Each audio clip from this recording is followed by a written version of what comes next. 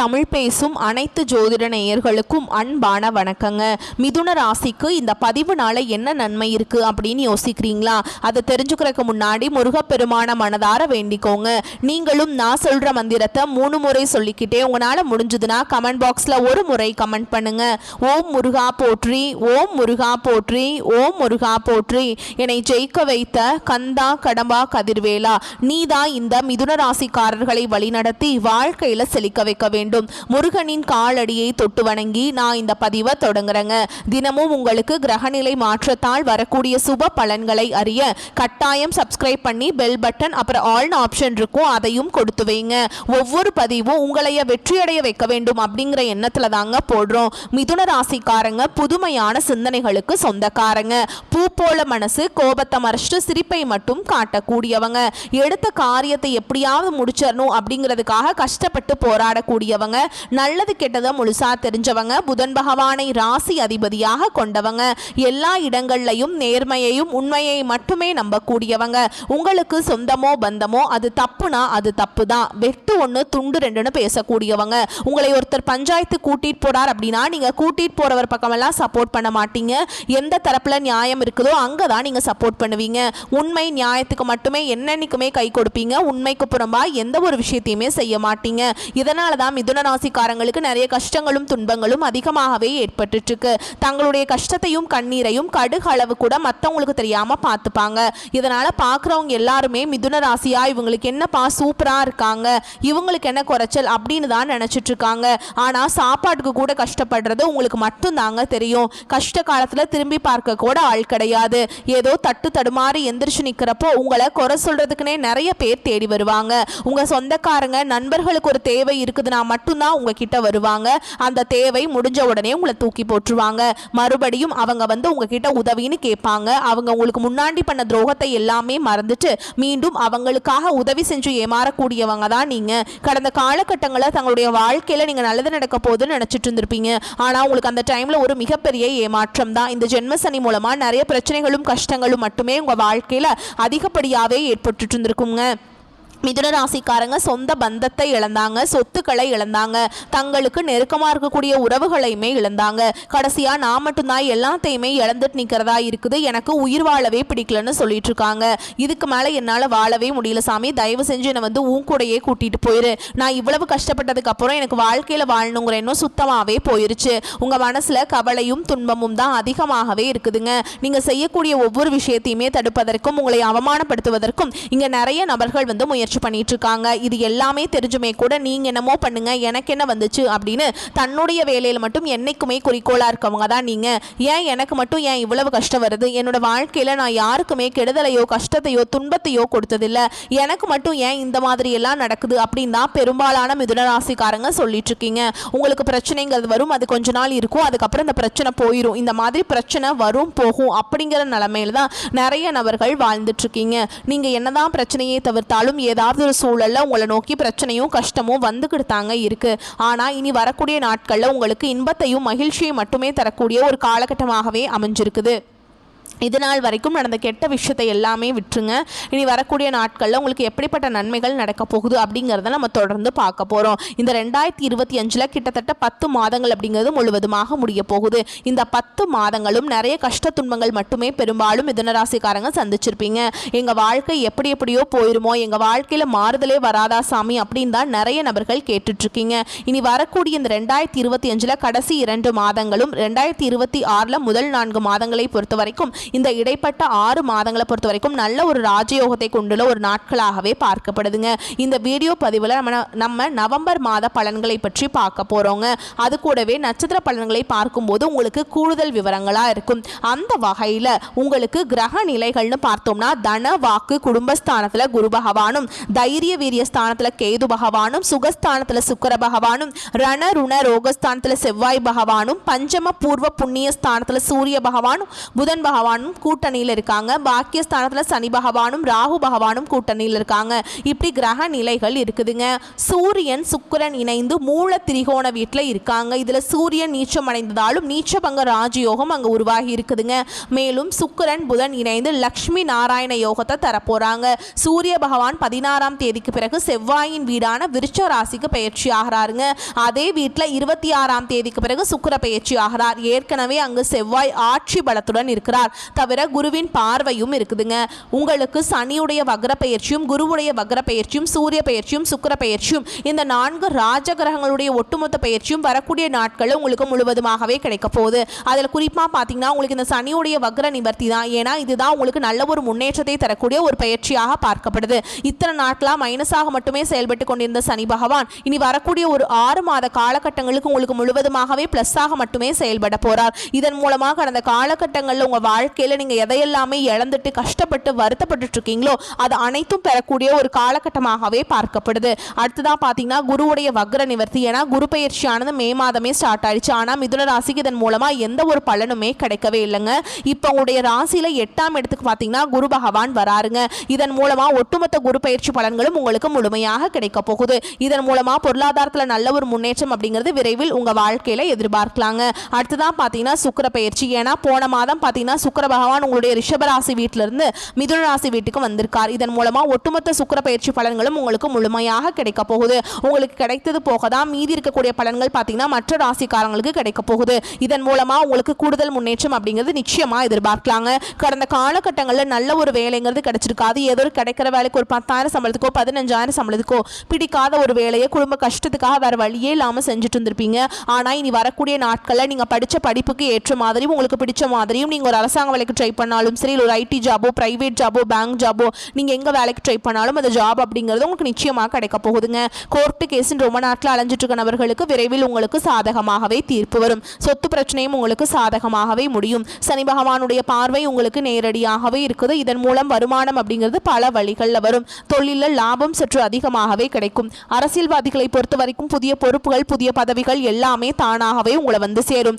ராகு கேதுவால் உங்களுடைய செல்வாக்கு உயரும். உடல் ஆரோக்கியம் மேம்படும். சங்கடங்கள் நீங்கும். மறைமுகமாக உங்க தொழில் வாழ்க்கையிலும் சரி இல்லற வாழ்க்கையிலும் சரி நிறைய நபர்கள் வந்து தொல்லை கொடுத்திருப்பாங்க.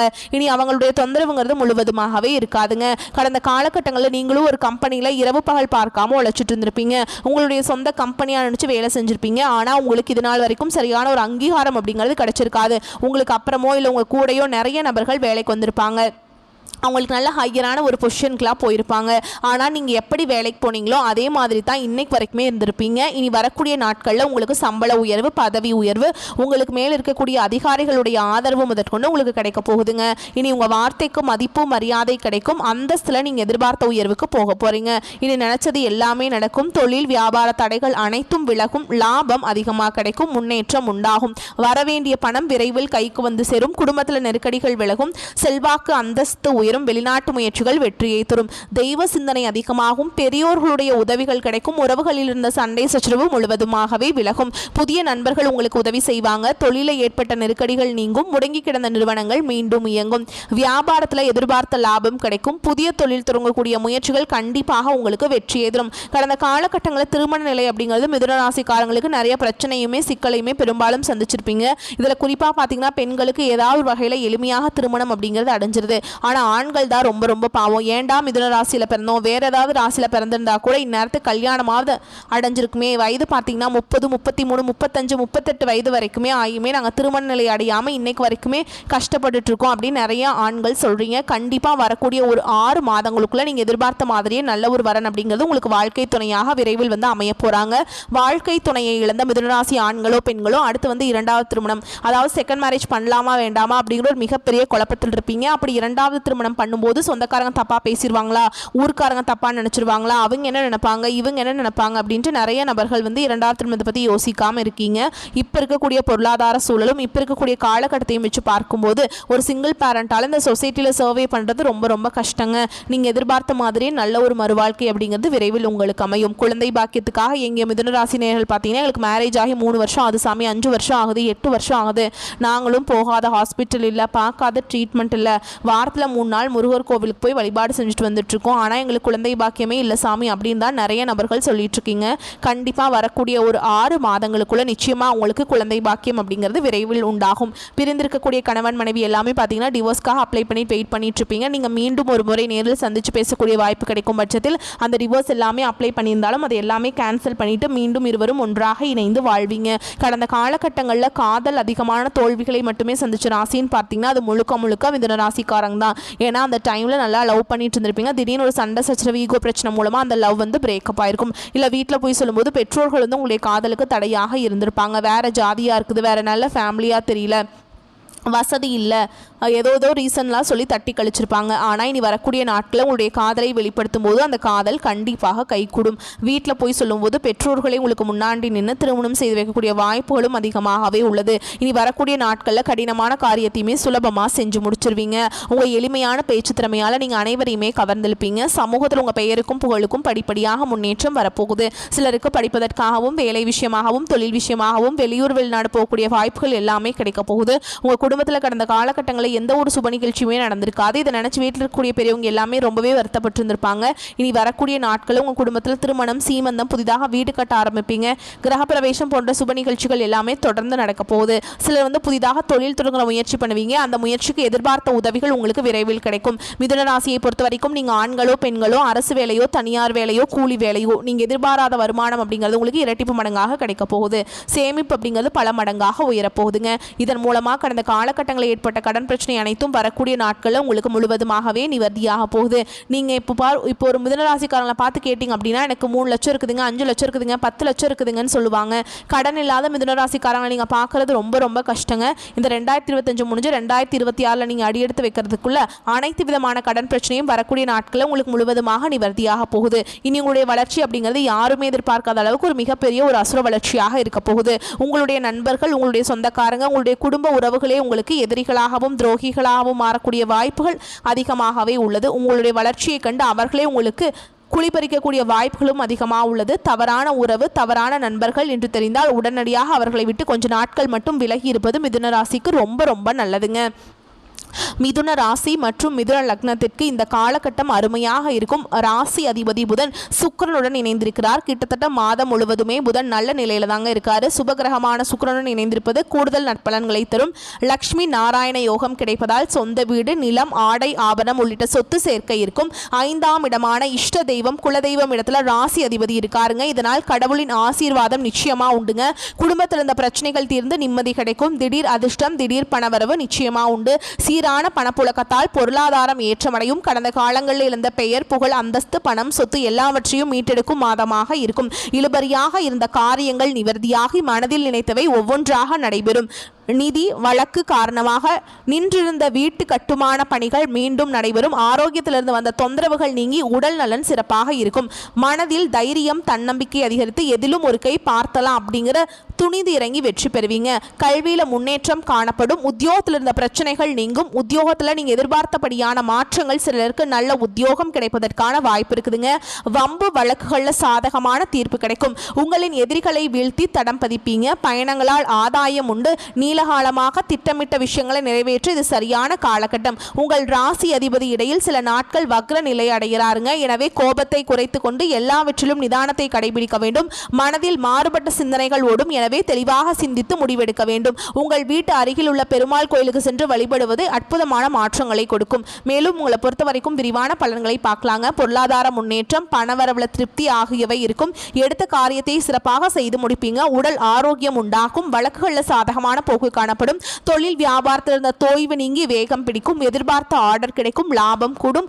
உத்தியோகத்தில் இருப்பவர்களின் செயல்திறன் அதிகரிக்கும். மேல் அதிகாரிகளின் பாராட்டும் பதவி உயர்வும் கிடைக்கும். புதிய வேலை தேடுபவர்களுக்கு சாதகமான பலன் கிடைக்கும். குடும்பத்தில் மகிழ்ச்சியான சூழல் காணப்படும். கணவன் மனைவிக்கிடையே ஒற்றுமை உண்டாகும். பிள்ளைகள் மூலம் பெருமைகள் ஏற்படும். உறவினர்கள் வருகையும் அவர்களால் நன்மையும் உண்டாகும். திருமணம் தொடர்பான பேச்சுக்கள் சாதகமாக முடியும். வீடு வாகனம் வாங்குவது அல்லது புதுப்பிப்பதில் நாட்டம் அதிகரிக்கும். பெண்களுக்கு எடுத்த காரியத்தை திறமையாக செய்து முடிப்பீங்க. மாணவர்களுக்கு கல்வி பற்றிய கவலைகள் நீங்கும். பாடங்கள் படிப்பதில் வேகம் காட்டுவீங்க. பாராட்டுகள் கிடைக்கலாம். உங்களை பொறுத்த வரைக்கும் நட்சத்திர பலன்களை பார்க்கலாங்க. அந்த வகையில் மிருகசீரிஷ நட்சத்திரம் 3ஆம் பாதம் 4ஆம் பாதம். உங்களை பொறுத்த வரைக்கும் குடும்பத்தில் உறவினர் வருகை இருக்கும். கணவன் மனைவிக்கிடையே மகிழ்ச்சி நீடிக்கும். பிள்ளைகள் முன்னேற்றத்தில் அக்கறை காட்டுவீங்க. தந்தையின் உடல் நலத்தில் கவனம் தேவை. ஆடை ஆபரணம் வாங்குவீங்க. எடுத்த காரியங்கள் நல்லபடியாக முடியும் என்ற மனக்கவலை ஏற்படும். முடியுமா அப்படிங்கிற மனக்கவலை ஏற்படும். புதிய வாய்ப்புகள் தேடி வரும். கிடைக்கும் வாய்ப்பினை பயன்படுத்திக் கொள்வது புத்திசாலித்தனம்ங்க. அடுத்ததா திருவாதிரை நட்சத்திரம். உங்களை பொறுத்த வரைக்கும் உடன் இருப்பவர்களை ஆலோசித்து காரியங்களில் முன்னெடுப்பது உங்களுக்கு வெற்றிக்கு தடை வராமல் காக்கும். அரசியல் துறையினருக்கு சாதகமான காலகட்டமாக அமையும். இருந்தாலும் புத்தி கூர்மையுடன் செயல்களை ஆராய்ந்து செய்வது நன்மையை பயக்குங்க. மேலிடத்திற்கும் உங்களுக்கும் தேவையற்ற வாக்குவாதம் வரலாம். அதனால கவனமா இருந்துக்கோங்க. அடுத்ததா புனர்பூச நட்சத்திரம் 1ஆம் பாதம் 2ஆம் பாதம் 3ஆம் பாதம். உங்களை பொறுத்த வரைக்கும் மாணவர்களுக்கு கல்வியில் இருந்த சிக்கல்கள் தீரும். ஆசிரியர்களின் ஆலோசனை கூடுதல் மதிப்பெண் பெற உதவுங்க. வாழ்வில் வளம் பெறும். குடும்ப ஒற்றுமை உண்டாகும். தொலைநோக்கு சிந்தனையுடன் புதிய கருத்துகளுக்கு மதிப்பளிப்பீங்க. நீங்கள் எடுத்த காரியத்தை நிதானமாக செய்து முடிப்பீங்க. எதையும் சாதிக்கும் திறமை உண்டாகும். உங்களை பொறுத்த வரைக்கும் பரிகாரம் அப்படின்னு பார்த்தோம்னா நரசிம்ம பெருமாளை வணங்குவது நன்மையை உண்டாக்கும். உங்களை பொறுத்த வரைக்கும் சந்திராஷ்டமம் தினங்கள்னு பார்த்தோம்னா நவம்பர் 25, 26, 27 இந்த நாட்களில் எங்கும் கவனம், எதிலும் கவனம். உங்களை பொறுத்த வரைக்கும் அதிர்ஷ்டமான தினங்கள்னு பார்த்தோம்னா நவம்பர் 17, 18 இந்த நாட்டில் சுபகாரியங்கள் செய்ய பயன்படுத்திக்கோங்க. நன்மைகளை கொண்டு முடியும். வரக்கூடிய வாய்ப்பை மட்டும் கரெக்டாக பயன்படுத்திக்கோங்க. வாழ்த்துக்கள். நன்றி, வணக்கம். வாழ்க வளமோடு நலமோடு.